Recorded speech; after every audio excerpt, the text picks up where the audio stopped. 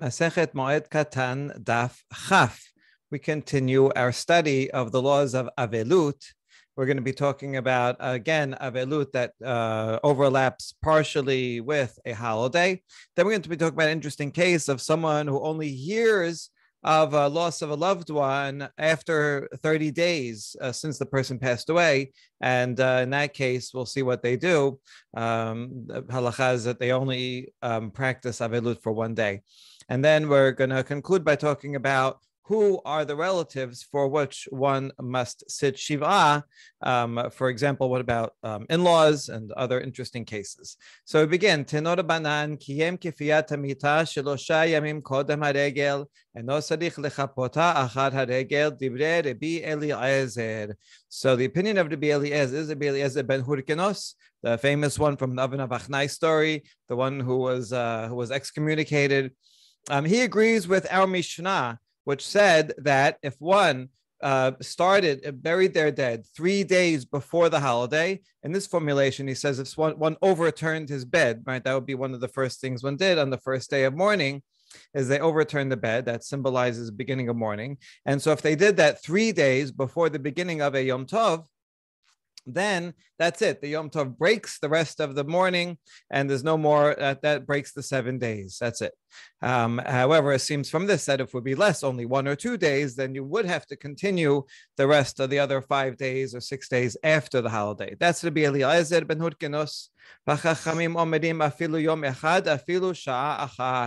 Whereas, according to the majority Chachamim here, even if it's a 1 day, or even 1 hour. In other words, a person begins to sit Shiv'ah even just a short time before Yom Tov starts. Then the Yom Tov comes and breaks the 7, and that's it. He does not have to continue. That's the majority opinion of Chachamim against the Mishnah.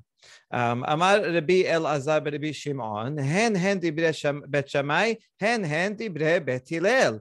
Rabbi Elazar, the son of Rabbi Shimon, says that these two opinions of Rabbi Eliezer ben Hurkenos and Chachamim actually coincide, match up with the opinions of Bet Shammai and Bet Hillel. Bet Shammai omrim shelosha yamim, or Bet Hillel omrim afilu yom echad. Bet Shammai says if it's 3 days or more, that one starts sitting Shiva before the holiday, then the holiday breaks the rest of the 7, but not less.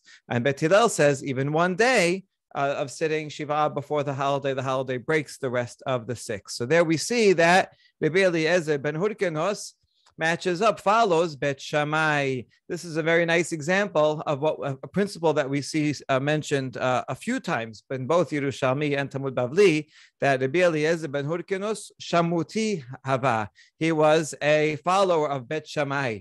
Or that could explain why the rest of the rabbis were so harsh against him and excommunicated him when he had that different opinion about the Oven of Achnai, because in fact, he was following this other view of Bet Shammai, and this is a good example of where it coincides. Interestingly, our Mishnah says this opinion, even though the Braita here explains that the Chachamim and Bet Hillel say only 1 day. All right, what is the halacha l'maaseh? Amar Rav Huna, Amar Rabbi Chiya, Bar Abba, Amar Rabbi Yochanan. Amri Amar le Rabbi Yochanan, le Rabbi Chiya, Bar Abba, ul Rav Huna. Okay, there's 2 different ways of this transmission. Some say Rav Huna said in the name of Rabbi Chiya bar Abba, in the name of Rabbi Yochanan. Rabbi Yochanan was like first, second generation. Rav Huna also 2nd generation, so he said it in his name. But some people say that Rabbi Yochanan said directly to Rabbi Chiya and Rav Huna. This is interesting because they were in different countries. Rabbi Yochanan in Eretz Israel and Rav Huna in Bavel. So the first formulation, he said it in his name. He could have heard it from a messenger. In the second formulation, they would have had to meet when someone traveled to another one of the other countries. Okay, either way, the halacha is afilu yom echad, afilu sha'achat. Even someone was sitting shiva just for 1 day or 1 hour before Yom Tov starts. Yom Tov breaks the 7. Rava Amar halacha ketanadidan dama shelosha. Rava, however, disagrees and says halacha is like our Mishnah. That is like Rabbi Eliezer and like Bet Shammai that says no, it has to be at least 3 days or more in order for the Chag to stop the rest of the Shiv'ah. Okay, so now we have conflicting statements about the halacha l'maaseh.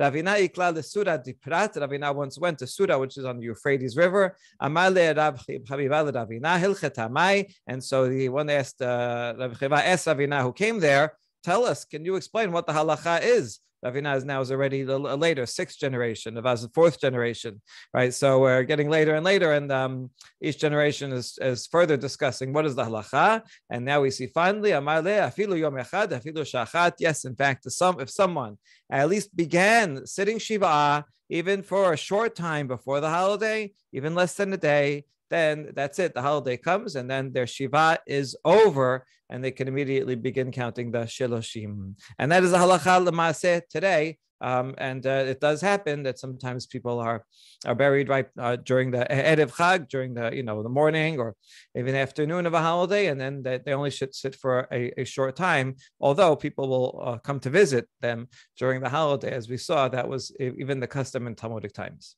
Okay, Yativ Rabbi Chiya bar Abba, Rabbi Ameh, Rabbi Yochanan Yitzchak Napacha, Akil'ad Rabbi Yitzchak ben Elazar. All these sages were sitting on the porch of Rabbi Yitzchak. When they're discussing different Torah matters, and the following came up. Minayin le'avelut shiva. They asked, how do you know that avelut is 7 days long? We already proved yesterday the avelut of 30 days, as we learned from Nazir, but the more intense one of 7 days, what's the source? Pasuk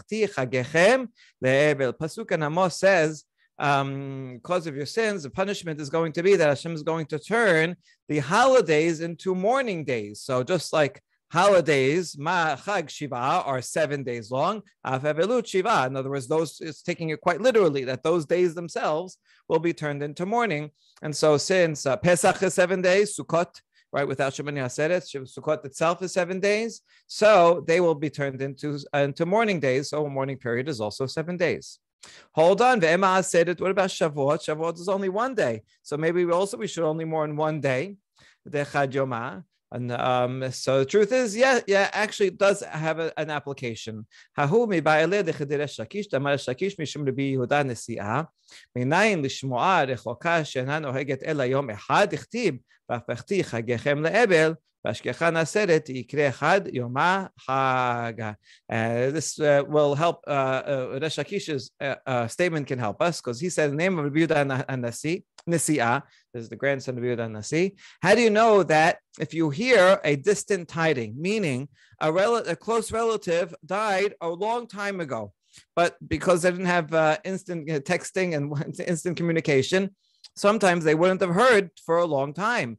And so if someone hears, oh, your parent died a year ago, a long time ago, so then that person will only mourn for 1 day.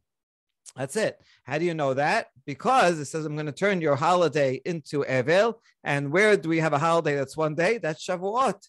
So you see that there is application for both. Some holidays are 7 days, some holidays are 1 day. And that's because in the usual case, when someone hears right away, that person will sit Shiv'ah. In the other cases, when someone hears after a long time, then they sit only 1 day. So you see, each holiday matches up with a different scenario.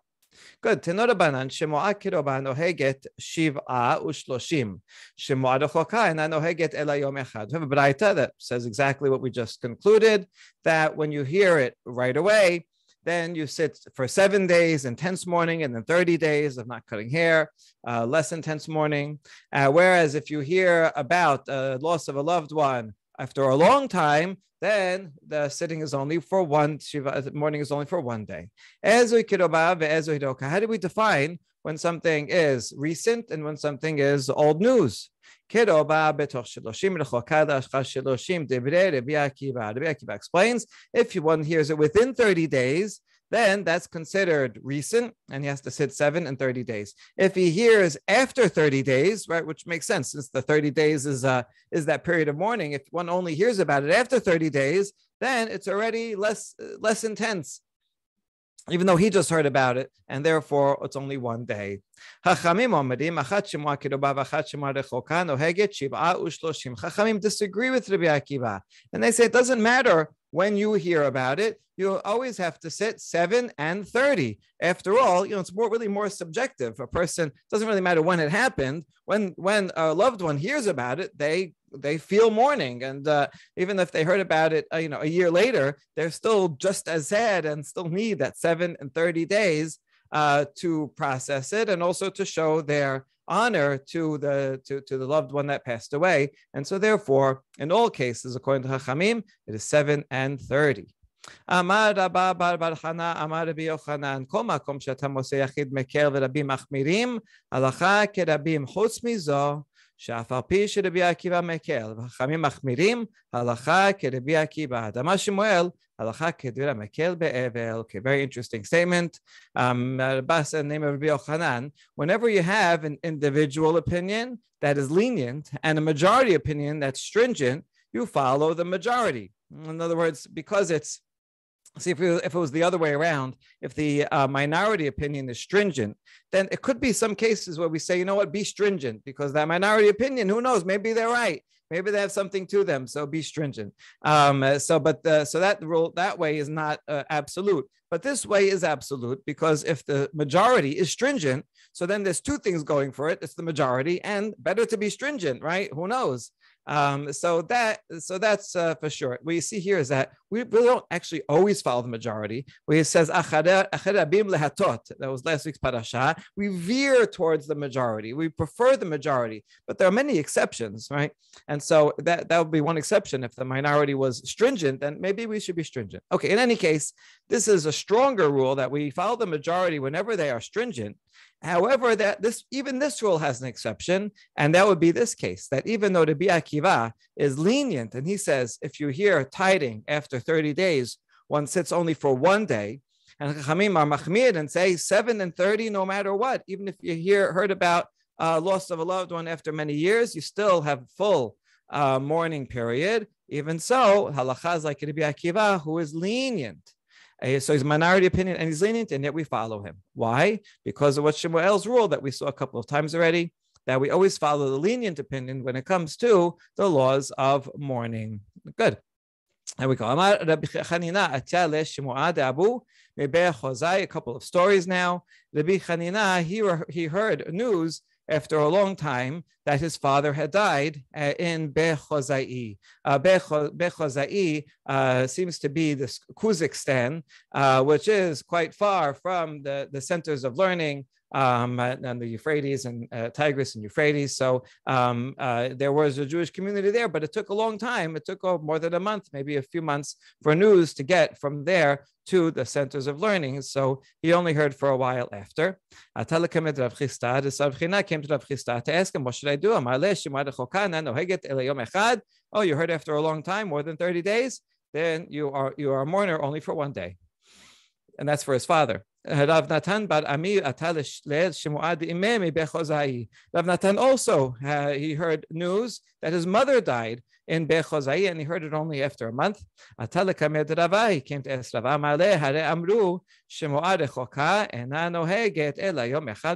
and he says the same halacha, that you should only sit for 1 day, because it's after a long time. Okay, good. So we have a couple of stories that back up this halacha. And now we have a challenge. When do we say that you only sit for 1 day if it's after a long time? Did you hear? That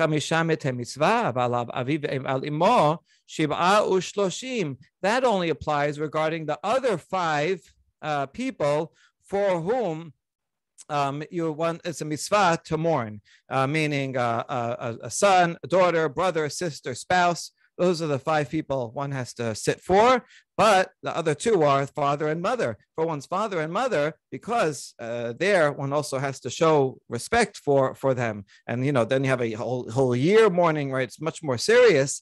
In that case, even if you hear after 30 days, after a long time, nevertheless, the mourning period is 7 and 30. And therefore, in these cases, right, even if you agree with the basic halacha that if you hear after a long time, it's 1 day, but for father and mother, it should be 7 and 30. And these 2 cases was father and mother. And so therefore, it should be 7 and 30. That's the question. Amar le yechida ahi. This baraita itself that you're quoting, that there's an exception about father and mother, that itself is a minority opinion, and we don't follow it. We don't hold by it. Detanya. מעשה omet aviv shel Rabbi Sadok beginzak והודיעו לאחר 3 שנים, הוא בא ושאל את אלישע בן אבויה וזקנים שעמו, ואמרו נהוג 7 ו30.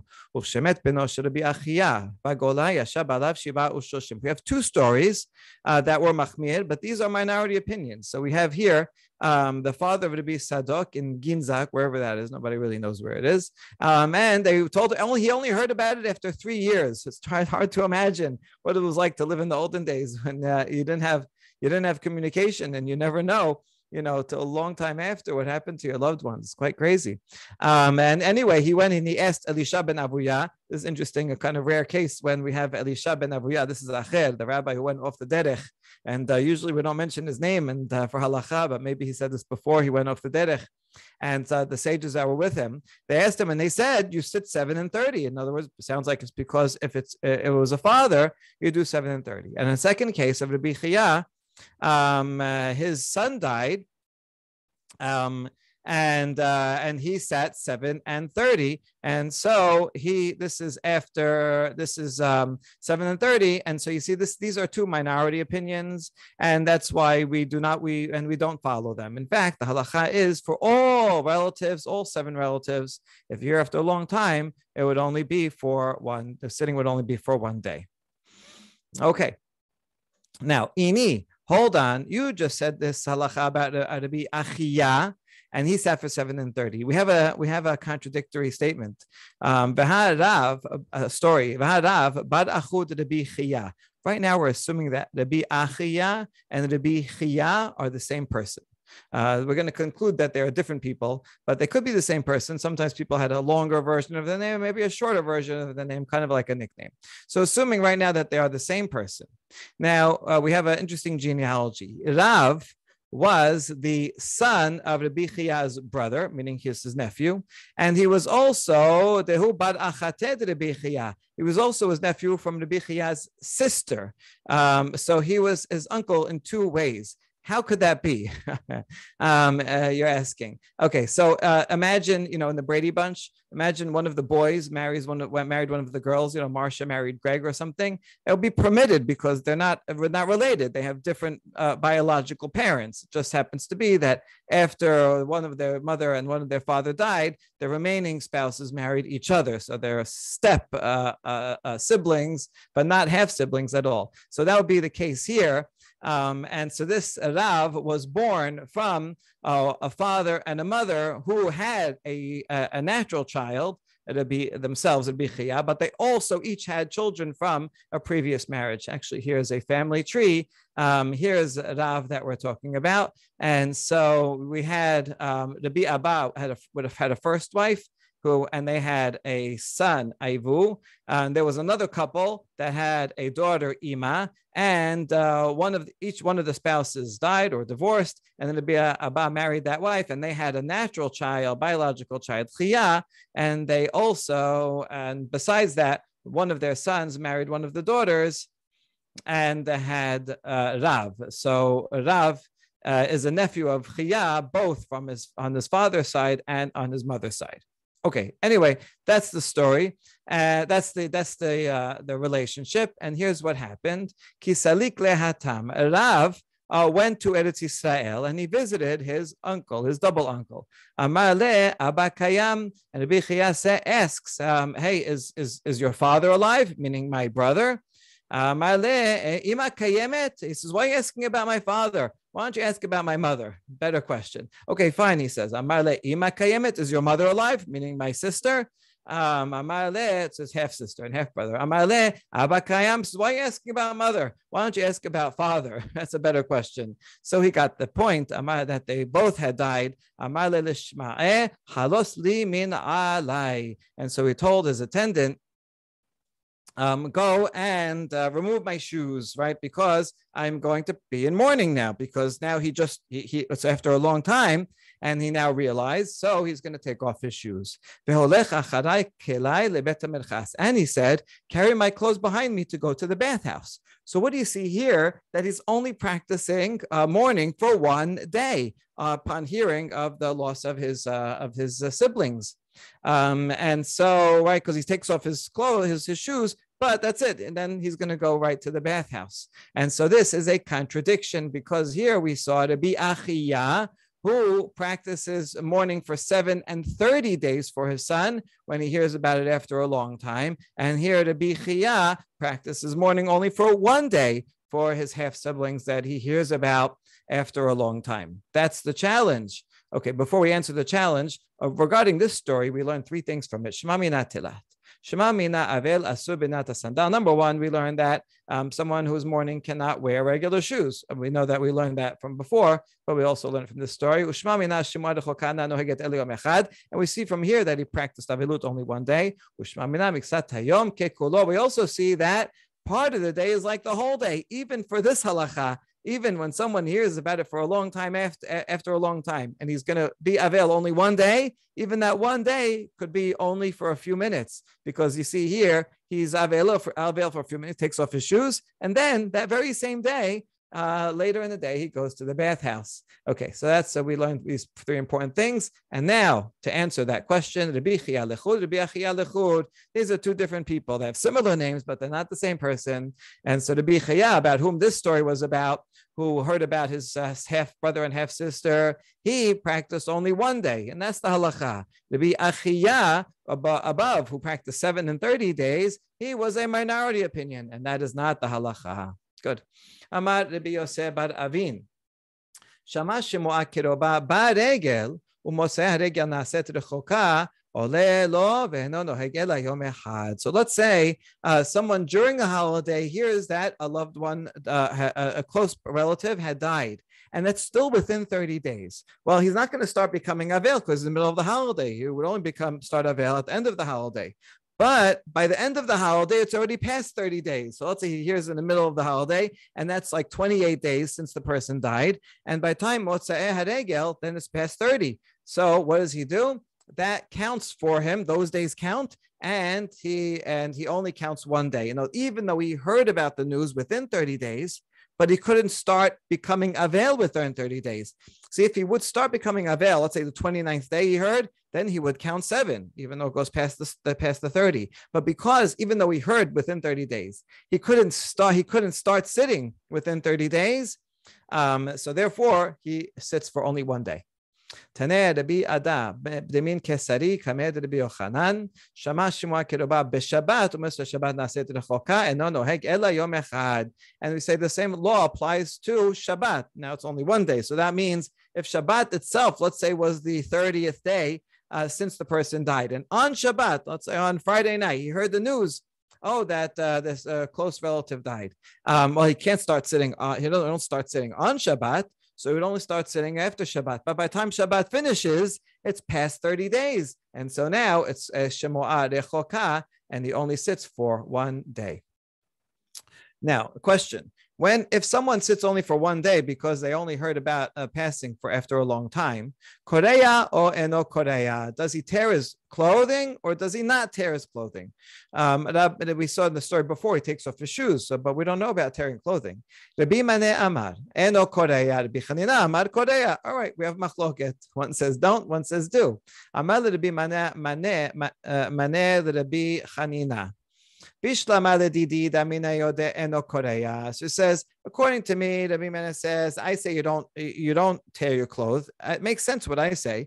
Because there's no sitting for shiva. So there's no shiva period. So there's also no tearing. Those, they go together. When do you tear your clothes? When you're sitting shiva, no tearing. According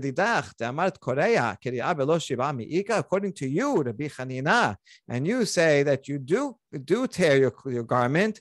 Do you ever have another case where you would tear, even though you're not sitting shiva? Right? Is there another example of such a thing?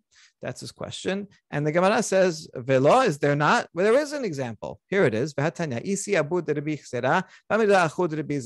was the father, either the father or the brother of Rabbi Zera, said the following statement: "Kamed Rabbi Zera," in front of Rabbi Zera. Rabbi Zera, either way, was the greater sage. And so the brother or father says, someone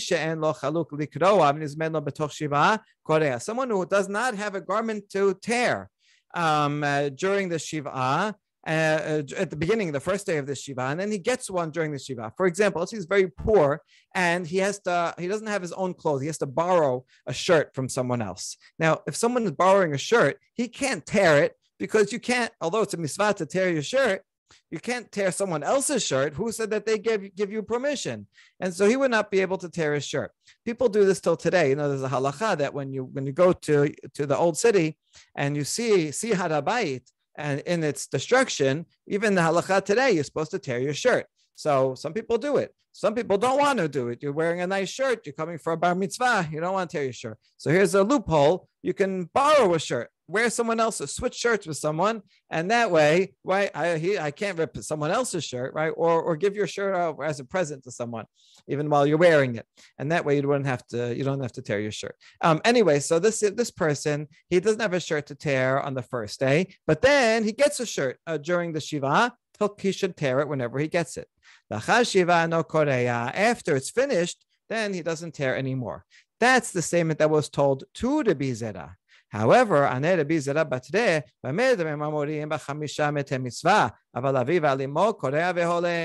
Zera said, you're right, that's a good tradition. However, it applies only regarding the 5 close relatives of sister, brother, sister, son, daughter, spouse. But when it comes to a father and mother, even if the person got his hands on a shirt after the Shiva, he nevertheless does tear it. And there you go. Here's an example of it's someone who's not sitting Shiva. The Shiva is passed, and now he gets a chance to have a shirt. He tears it. So this is a similar to the case of a one-day mourning in which one, yes, would tear a shirt.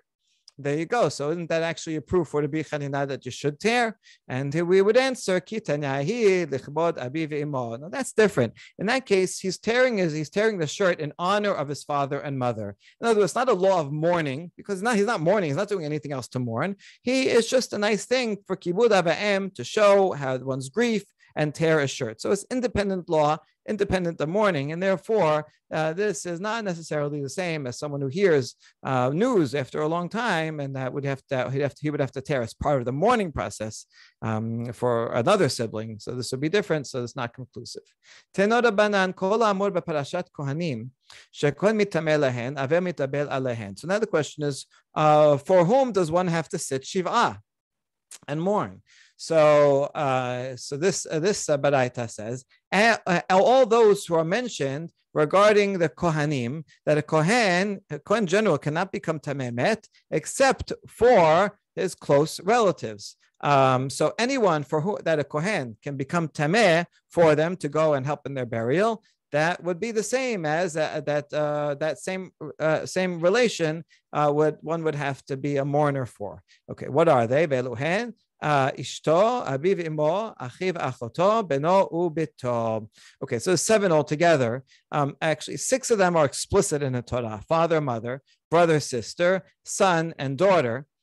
Wife is not quite explicit in the Torah, but the rabbis do learn it from She'erah. Okay, so we have 7 people that a Kohen would have to become Tameh for. Now, when it says sister here, this is only a sister who was not married. The Kohen would have to be Tameh for her. But if the sister is married, then the Kohen does not have. If sister is married, then he doesn't have to, because then the husband will take care of it, and the Kohen who's the brother does not have to. And also, this only applies to if it's a half sister, only on the father's side, not on the mother's side.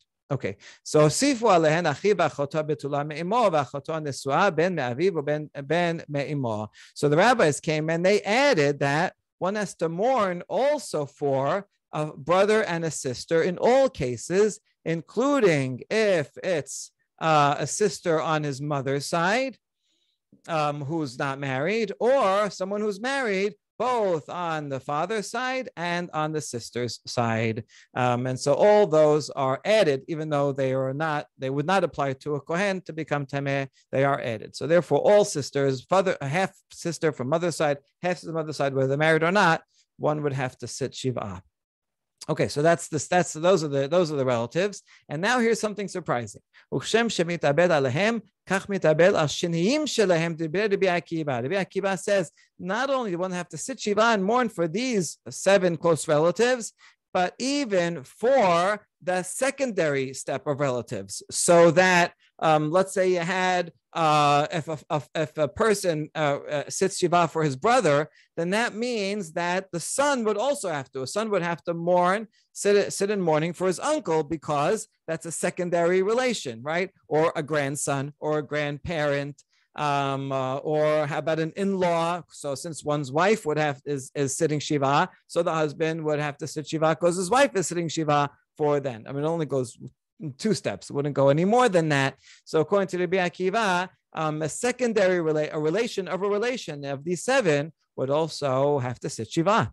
Interesting. Rabbi Shimon ben Lazar made no mitabel ala al ben beno val ben avi avi. Rabbi Shimon ben Lazar says no, Rabbi Akiva, only if it's a grandfather or a grandson. In other words, only a blood relative vertically, but not a sister-in-law, not an uncle, not anything like that, not a brother's half sister, nothing like that.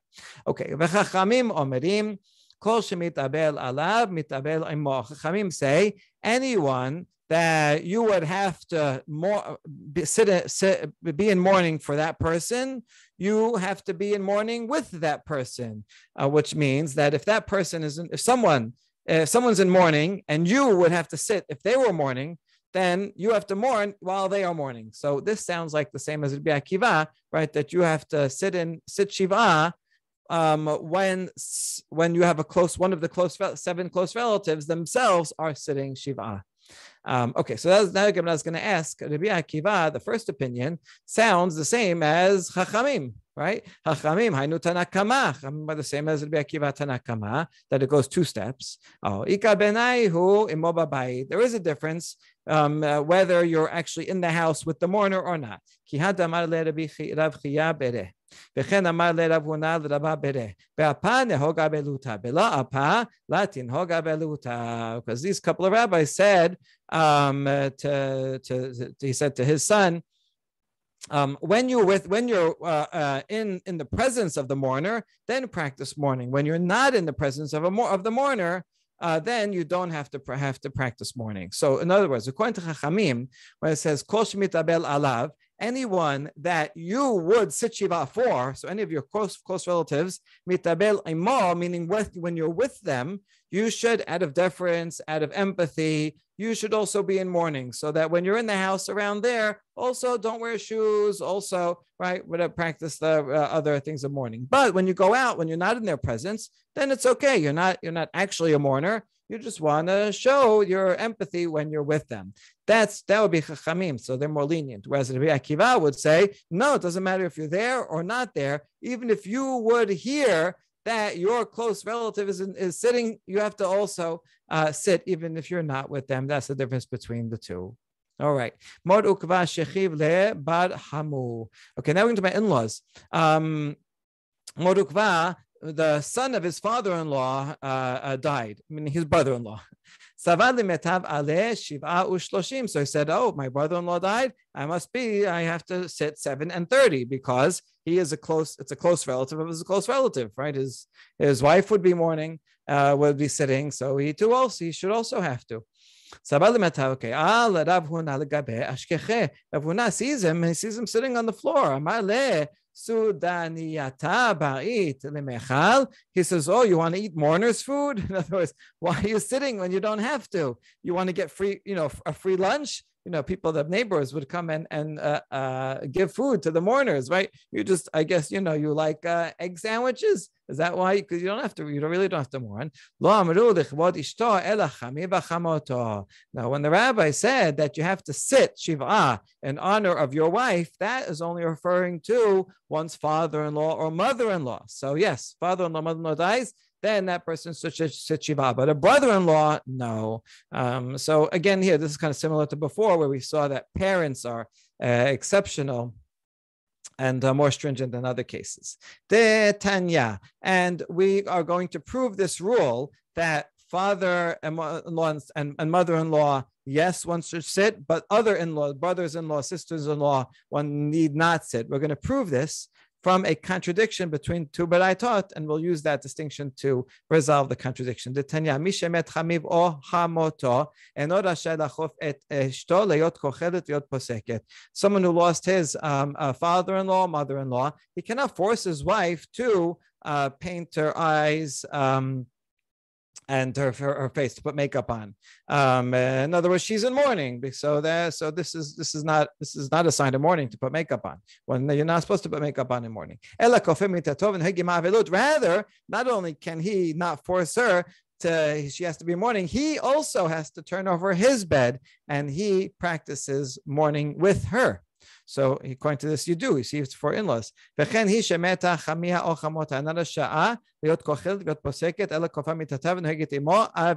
so too, if she if a wife loses her father-in-law or mother-in-law, she cannot put on makeup, or rather she turns over her bed and she practices with them avelut. So there you go for in-laws. The second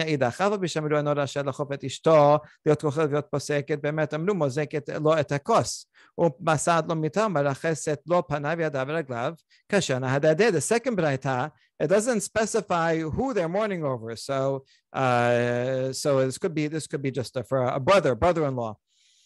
So it says, even though the rabbi said that you're not allowed to force your wife to put on makeup when she's in mourning, so she has to practice. She's practicing mourning. Nevertheless, she may still serve her husband and pour his wine for him, make his bed, wash his hands, feet, and legs. So you see from here that he's washing his hands, feet, and legs probably in hot water and sitting on the bed. So he is not in mourning, right? Because he's washing and sleeping and not turning over his bed. And so while she is in mourning, he is not in mourning. So this is a contradiction, right? Which one is it? When your wife is in mourning, then you have to be in mourning. Or when your wife is in mourning, you don't have to be in mourning. So how do we resolve the contradiction? The first baraita is talking about in-laws, father-in-law, mother-in-law. It says it explicitly. And in that case, the spouse should also practice mourning. The second baraita is talking about others. A sister or a sister-in-law, brother-in-law, or maybe a child from a previous marriage. Shema Amina. And so that's a good conclusion. We have another baraita that says explicitly that you only have to be in mourning for the honor of your wife if it's for one's father-in-law or mother-in-law.